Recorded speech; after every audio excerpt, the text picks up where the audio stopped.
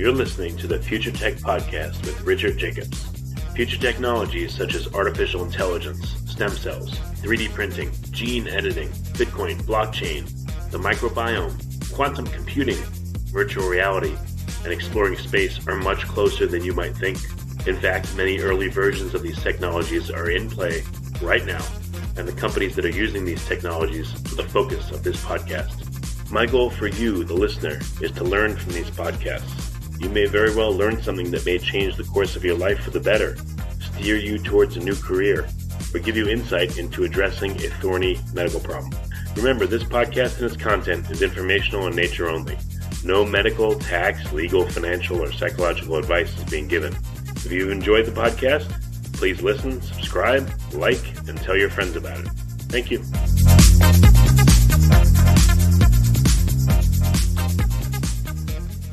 Hello, this is Richard Jacobs with the Future Tech and Future Tech Health podcast. I have Albert Presto, Associate Research Professor of Mechanical Engineering at Carnegie Mellon. So, Albert, thanks for coming. Thanks for having me. Yeah, tell me what's your work involved with the Center for Atmospheric Particle Studies? Yeah, so a lot of my work focuses on urban air quality, and specifically, I'm interested in differences between neighborhoods in a city. So how is my neighborhood different from an air quality perspective than your neighborhood or my friend's neighborhood? And so trying to understand what drives those differences and quantify how big they are and understand why they exist, and then how that impacts people's exposure. Yeah, it's funny. I remember being in Phoenix many years ago, and I spoke to someone about the weather, and they said like during the day, because it's a valley, pollutants come into the center valley, and then at night the pollutants leave and they move out to certain parts of the valley. So they noticed, like, I guess, a diurnal variation big time in the pollutants that were there. Yeah, and so that's... Have you seen phenomena like that? Yeah, so some of it's definitely driven by weather and topography. So, since I'm in Pittsburgh, we do a lot of work here because it's easy to work in your backyard. And in Pittsburgh, we have a couple pretty extreme river valleys where the elevation will change by about 100 meters very quickly. And we get similar things. So you get, at night, you'll get what's called an inversion down in the valley, which means that basically the air can't escape the valley, and pollutants emitted down in the valley get stuck down there until the sun comes and warms everything up and lets it mix around. And so that's one, meteorology is one definite source of these variations. Yeah. So what are the other major sources of variation? So some of it's a lot of it's source activity, right? So I think it's pretty easy to understand that it's going to be more polluted right next to a highway than out in the middle of a park, right? So where the roads are matters. And of course, the traffic on the road changes over the course of the day, right? So there's a very intense morning rush hour in most cities and a sort of weaker afternoon rush hour. And then at night, there are way fewer people on the street, right? But that's a generalization.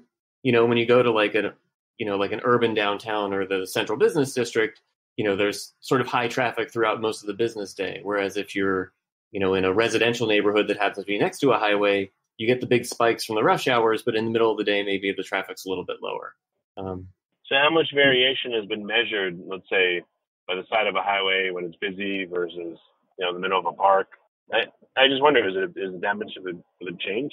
Right. And so it depends on the pollutant you care about. And so there's a lot of the pollutants we care about are driven by the regulations that are set by the US EPA, and the EPA regulates a handful of pollutants because they impact people's health. And so one of the big ones is particulate matter. We also hear it called PM 2.5 because it's particles smaller than 2.5 microns. So something like PM 2.5, there's not a big change as you cross a highway, for instance, but the composition really changes. So you'll see a lot more black carbon, which is like the black stuff you'll see coming out of a diesel smokestack, as you cross the highway, because that's a big source area for that. Or you'll see pretty big nitrogen dioxide spikes near highways as vehicles emit nitrogen oxides. And so it sort of depends on specifically what you're looking at. But if you look at stuff, specifically for a highway, for something that's coming right out of a tailpipe, like carbon monoxide, when you compare right next to the highway to a nearby sort of park, you'll get like a factor of 2 or 3 enhancement next to the highway. What's what's the correlation with health effects? Does this cause like acute respiratory problems, or does it need to be a lot higher to be a problem, or is it, does it lead to more chronic issues if someone, commutes every day on a certain path and therefore they're exposed for that hour to, 3 to 5 times the nitrous oxide is normal? Right. So most of the epidemiology. So most of what we learn about health effects is from epidemiology, and most of the epidemiology is on longer term concentrations. So sort of like an annual average, for example. And we know, and this epidemiology really underpins a lot of the rulemaking that the EPA does. And so we know that what's called the dose response curve is basically linear. So if I increase particulate matter concentrations by 10%, my risk goes up by 10%, and for PM exposures, we're looking at risks of cardiovascular disease and early death and things like that. And so what that means is there's not really a threshold, right? If I raise the concentration by 10% or lower it by 10%, my risk changes the same amount, which also means that sort of lower is always better, right? And and so and then you spread that out over really big populations, you can generate a pretty big, sort of public health response, either positive or negative. And so that means even relatively modest reductions can have a big benefit from a public health perspective.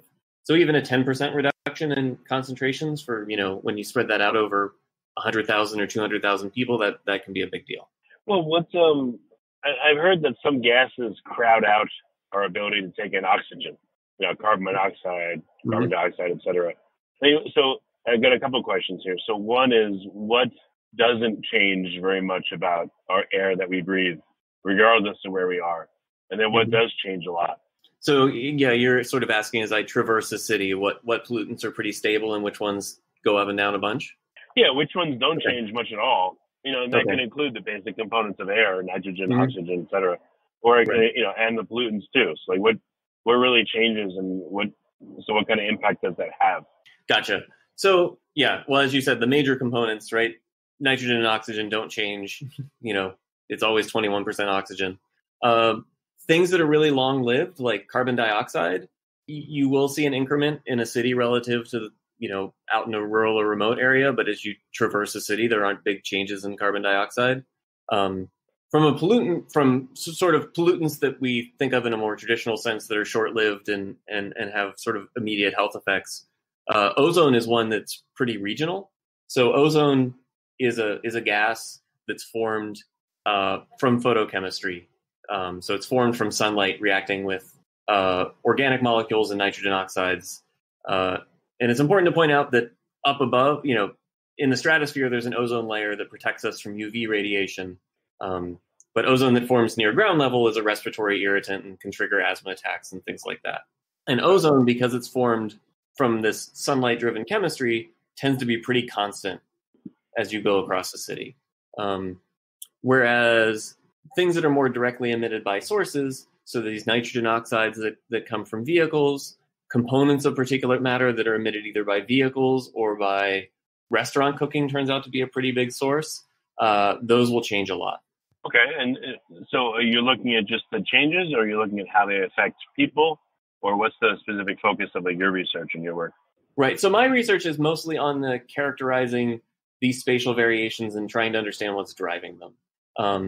Well, that's what we've done so far, and really the next step is to take it to this to the health effects. So basically, to generate a data set that can be used for epidemiology, and that's really where we want to go with it. We've been working on this problem for several years, and we finally sort of understand, I think, the urban air pollution well enough that we can start building data sets that allow us to start doing epidemiology, for different components or different sources of particulate matter at the intra-urban scale. Well, in some ways, it seems straightforward. Concentration gradients would drive the pollutants moving one way or another, and you have sources which can be identified. I guess the sinks might be the hardest thing to identify, and how the sinks change efficacy over time. or depending on conditions, and then what that does to the profile of the distribution.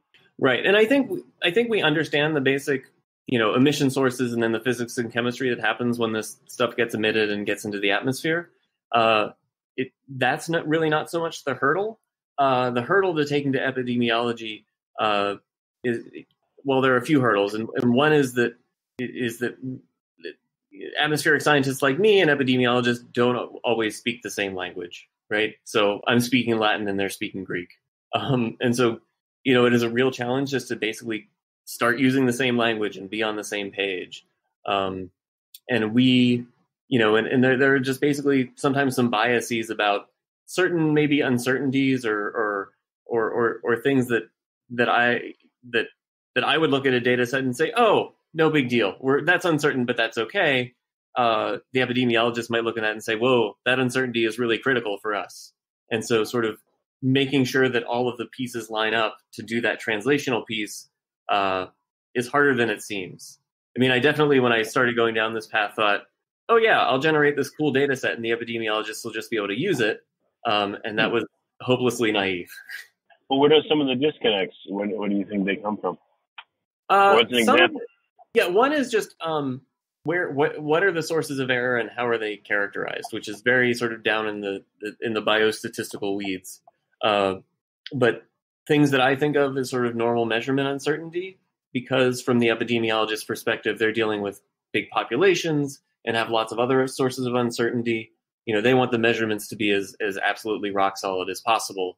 So an uncertainty that I'm comfortable with just from a measurement perspective maybe doesn't sit as well with them, or that they want to spend more time sort of characterizing that. And that's definitely been an education for me. I think it's easy when you're the person in the field measuring stuff to be a little bit of a technologist and say, hey, look, I have a new toy and I can measure this new property. I found this new knowledge and expect people to be able to run with it. And that's not always the case. Okay, so error rate. Okay, any other major factors that you have to translate and explain for an epidemiologist? Another one is just sort of scale, right? So we've done the trend in air pollution epidemiology is to do really big national scale studies. So some of the recent studies that were published, used a cohort of 60 million people who were enrolled in Medicare because they had national data coverage. And I don't have national data coverage. I have data in 3 cities right now, right? So just sort of the scale isn't quite there. And so thinking about, well, how can we scale up? Can we scale up in a way that doesn't involve me sending grad students to the 25 most populous cities in the United States? Is there some way we can model these spatial patterns that we're measuring? And that's something we're working on right now as well. So what are some interesting patterns you're noticing, and what are the reasons behind them, or the mechanisms? One of the really neat patterns. So one of the ways we collect this data is to drive around a mobile laboratory. And one of the advantages you have when you're driving a mobile laboratory is you can basically put in all the sort of high-tech instrumentation that we would use in a laboratory, right? So we can use research-grade instruments. And one of the things we can do is we can measure this particulate matter and then attribute it to sources, because we have very, very highly resolved chemical information that we collect in real time. And it turns out so traditionally urban air quality is very much about traffic, right? It's very traffic dominated. Where are the roads? Where are the diesel trucks? Those are going to be the problem spots. And what we found is that, obviously we know that cars have been getting cleaner for a long time. And it's to the point where in a lot of neighborhoods, the traffic is not the major source anymore. And one of the big sources at sort of an urban or like a neighborhood level turns out to be cooking. So if you go to a neighborhood that has a bunch of restaurants, you will get a bigger increase in particulate matter concentration than if you go near a highway in a lot of cases. And that's basically because, there's a couple reasons for that, right? Is that restaurants usually cluster, right? I'm sure you can think of lots of places where you go, there's a commercial district that there are 5 or 10 restaurants on a one block or a few blocks. And then they're, of course, cooking for a lot of people. And restaurants tend to aggressively exhaust the cooking smoke, right? So they don't want the kitchen getting all smoky. So they have big exhaust hoods that vent things outside pretty aggressively. And so what that means is you're pumping out basically meat smoke that forms particles. Okay, so what are some of the ways to reduce pollution in the city? I mean, like strategic cultivation of green belts in certain areas, I don't know, changing traffic patterns, or I don't know what you can do in restaurants or commercial enterprises, but what are some of the ways that it can be modulated? Right. So I think actually for restaurants, some of it is as simple as there are some filters that are sold commercially to put on these exhaust hoods. Another is we've seen that it really matters where the exhaust is, right? So if you ever ever since we found this, I find myself walking around and looking where restaurants place their exhausts, and some, exhaust out into the alley or to the side of the building, just right out the side, sort of, at head height. And some put their exhaust on the roof. And, obviously we measure a lot lower concentrations of cooking particles when they exhaust the roof, right? Which is a pretty straightforward solution. I think you ask an interesting question about greenways and sort of, you can also, I think, lump in complete streets with that. The literature on that is, I think, somewhat mixed. Vegetative barriers don't really do a lot to reduce pollutant concentrations, but they certainly make people feel better, and sort of make them more inclined to walk, and therefore, if they're walking, they're driving less and generating fewer emissions because they're walking instead of driving. And so maybe in some sort of indirect way, that's another way that you can sort of manage urban pollution. Well, what are the major sinks for various pollutants? So the major sinks are basically to get advected out by the changing weather pattern, right? The air is always sort of being pushed through, and then rain out, right? So whenever it rains, it knocks a lot of the particles down, and a lot of the gases are water soluble enough that they end up in rainwater. There's got to be major sinks for a lot of this stuff. Otherwise, the whole world would have become a choking mess by now, I would think. Well, so we're not emitting everywhere at the same amount. So there is a lot of dilution. And then it rains frequently enough to wash things out. Right. So if you think about a city, even a really big city like New York, right, there's a concentrated bunch of emissions in Manhattan, but, the air turns over in Manhattan over 12 hours and it blows out over the ocean where there are basically no emissions. Right. So there's a lot of dilution that happens in that process. There's no other major sinks that you identified, like, plants are not a sink, I guess, for carbon dioxide, but not for the other pollutants. Yeah, I mean, it's a small one. You can have dry deposition, right, where particles or gases stick to surfaces, and that is a sink. And off the top of my head, I don't know the relative contributions, but my recollection from a course I took many years ago is that the wet deposition when it rains is a bigger sink and just sort of dilution. And then there's some chemical loss as well. Well, what about the sun? I mean, the ionizing effect of the sun, that would change the mix. So if something's polluted, if something's emitted early in the morning, all day long, the sun can cook it and, break it down and change it. But if it's emitted at night, no such effect. So does that change the dynamics of what's going on and the chemical composition of the air? It does. And something about this. So sunlight drives a lot of the chemistry that happens in the atmosphere. And so, yeah, definitely, we started this conversation talking about sort of things building up in valleys at night. When the sun hits those mixtures in the morning, you can get spikes because you get a bunch of photochemical production, in this extra concentrated sort of layer. But a lot of what happens, and so the sun does drive a bunch of this chemistry, and you get different chemistry in the nighttime, but sort of photochemistry is a long-term sink. Oh, geez. You're taking me to, I don't want to put numbers on it because it's been a while since I thought about this. Generalities is fine. I just wonder how much of an effect it has. A little, a lot, it's unknown, that kind of thing. Right. But the sun's important because it's the main driver for the chemistry that's happening in the atmosphere.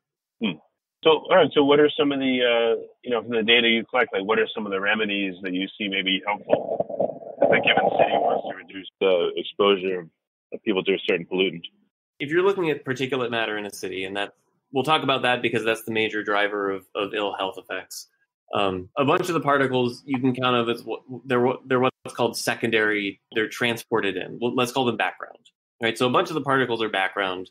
They were emitted somewhere upwind, but they're still floating along. Right. They haven't rained out or anything like that. And they make up a big chunk of the mass, and they're pretty constant as you go across the city. And then there's this variability that you get from these sources we've talked about. Mostly traffic and cooking.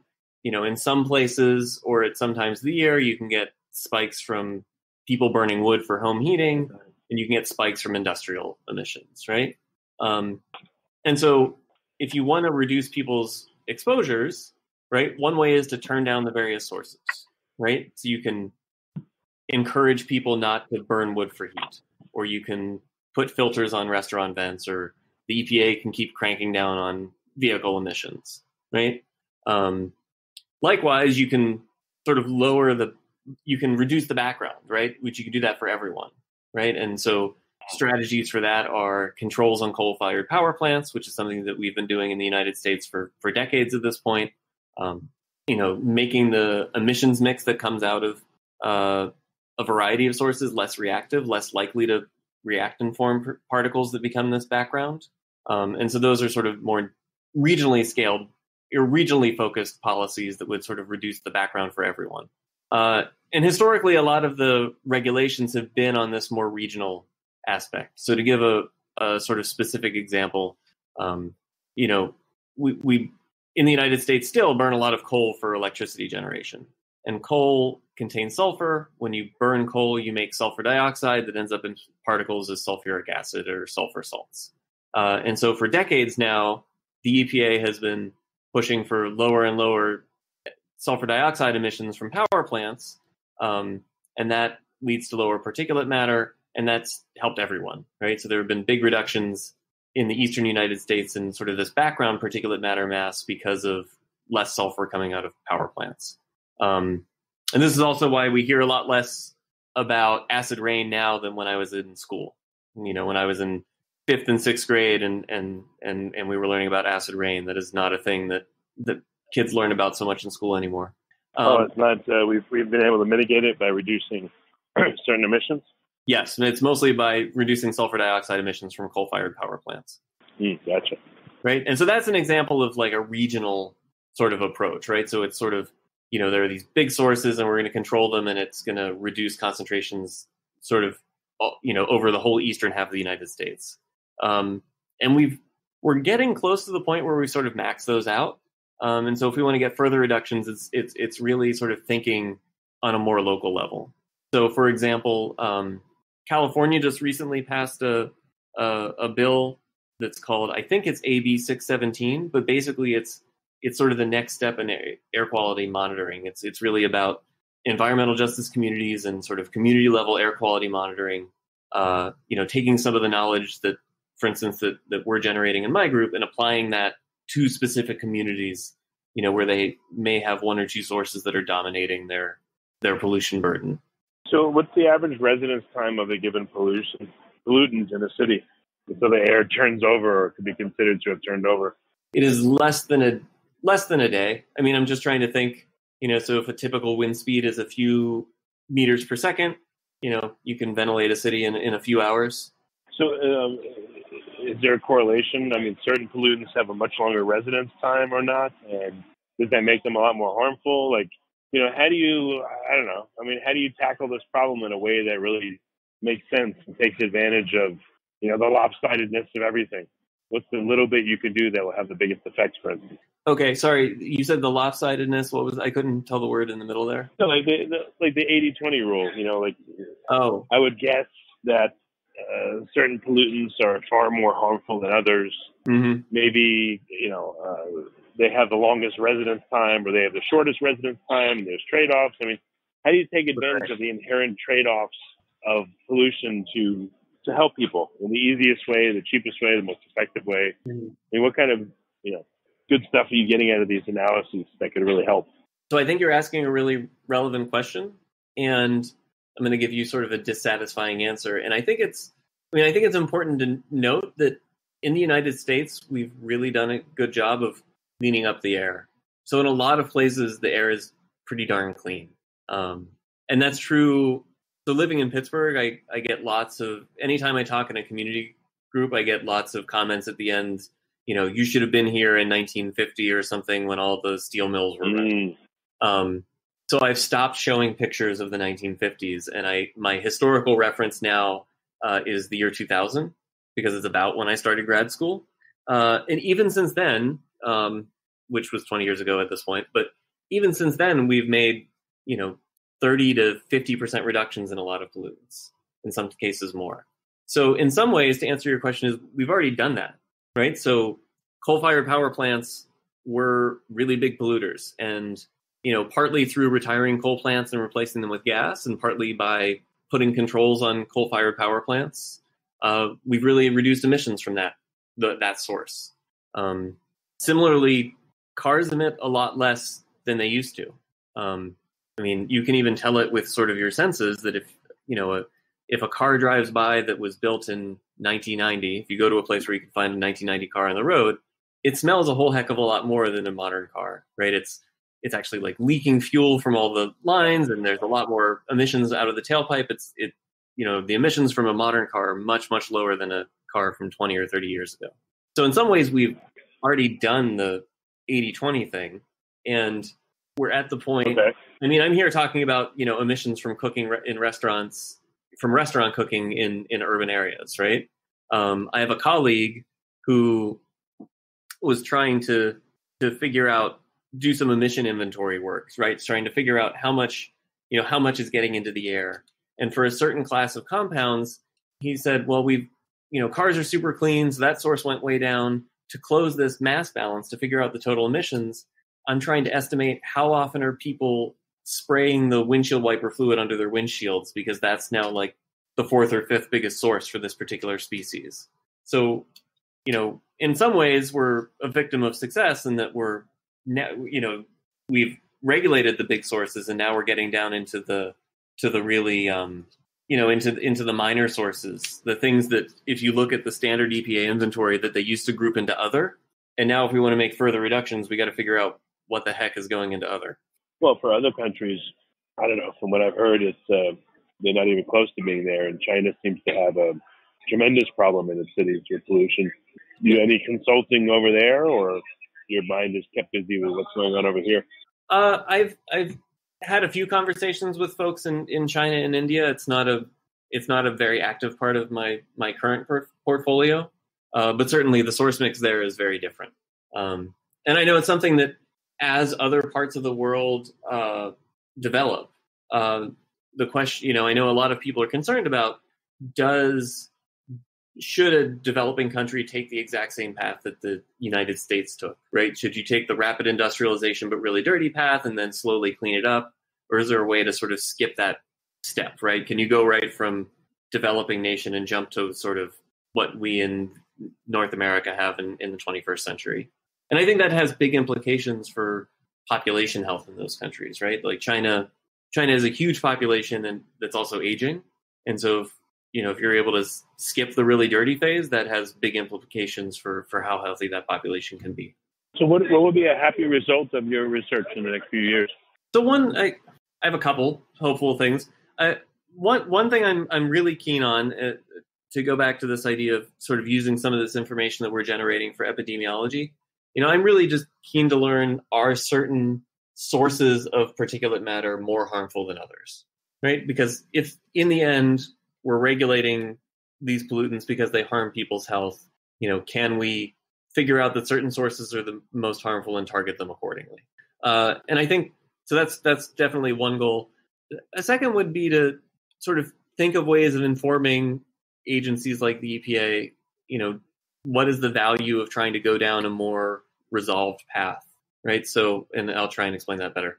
So right now the EPA enforces its rules with a really regional sense in mind, right? So Pittsburgh is dirtier than, Harrisburg, but LA is dirtier than both of those cities, right? It's sort of thinking about things from a regional or city-specific point of view. And sort of, is that good enough? Or do we really need to go down the route that California is going down and really have sort of this hyper-local air quality monitoring being part of the regulatory and enforcement regime? And I think that's a place we can contribute to understanding the relative value of going down that path or not going down that path. Have you been able to observe that depending on the prosperity, the economic prosperity of a region of a city, that there's different pollution, markedly different or not? I mean, from what I've heard, legend has it years and years ago, the way cities were set up, the south side and I think the east side were always the poorer areas, but because of the prevailing winds, that's where the pollution would go. So cities were constructed in that way. But I don't know if that's true at all, or if you see those kinds of differences. Right. So I've also heard that particular story. I don't know if it's apocryphal or not. I mean, I've heard it told in the context of that's why the theaters in London are in the West End and not in the East End. So I know that if you look at a national scale, and this is not my work, this is some colleagues of mine. So if you look at a national scale, there is what's called environmental injustice. Basically that people of lower income, people who are not white, tend to have higher pollutant burdens or pollutant exposures. And that's true if you look sort of at the nation as a whole, or look at just big cities, or look state by state. Because of the information we're collecting is sort of at we're looking at the intra-urban level, we're looking within a city, we can examine if that pattern holds up in different cities. And other people have done this as well. And in some cities, it's definitely true. There are some cities that have clear environmental injustice, where non-white populations are systematically have higher exposure than white populations. It turns out in Pittsburgh, that's not quite the case. There's, as you sort of look across race and income, the exposures are pretty similar. There's a lot of variability, but there's not sort of a systematic increase as you go from like very white areas to non-white areas. I don't quite know why that is. I think some of it might have to do with development. I can't think of any instances in Pittsburgh where they sort of decided they had to put these canonical environmental injustice stories is they decided to put it in a new interstate. And so what they did was they bulldozed a predominantly black neighborhood to put the highway in. Right. And so now all these, now this predominantly black neighborhood has a highway in it and Big Source. That didn't quite happen as much here. Our pollutant hotspots in Pittsburgh are more aligned with where the industrial areas are, and there's not like a strict racial or economic breakdown in those areas, right? It's not sort of all one race or all the other race as you're near those industrial areas, and so I think that's my hypothesis for why we don't see environmental injustice here the way we do in other cities. But I think if you examine, different cities, then that sort of opens the doorway to understanding, what are the relative risks for different subpopulations in different places? Because not everywhere is going to reflect the national average. Right. Okay. Well, very good. Well, Albert, what's the best way for people to learn more about your studies and your work and maybe get in touch? So my website is CMU.edu/particulate-matter. And that has some information. I've also published some pollutant maps for Pittsburgh. And so if you go to breatheproject.org, there are some pollution maps that we produced for Allegheny County and Pittsburgh that we made those several years ago. And then I am on Twitter as well. My Twitter name is, I think it's @AlbertPresto. Okay, very good. Well, Albert, thank you for coming on the call, and I appreciate it. Yeah, thank you. It's a pleasure.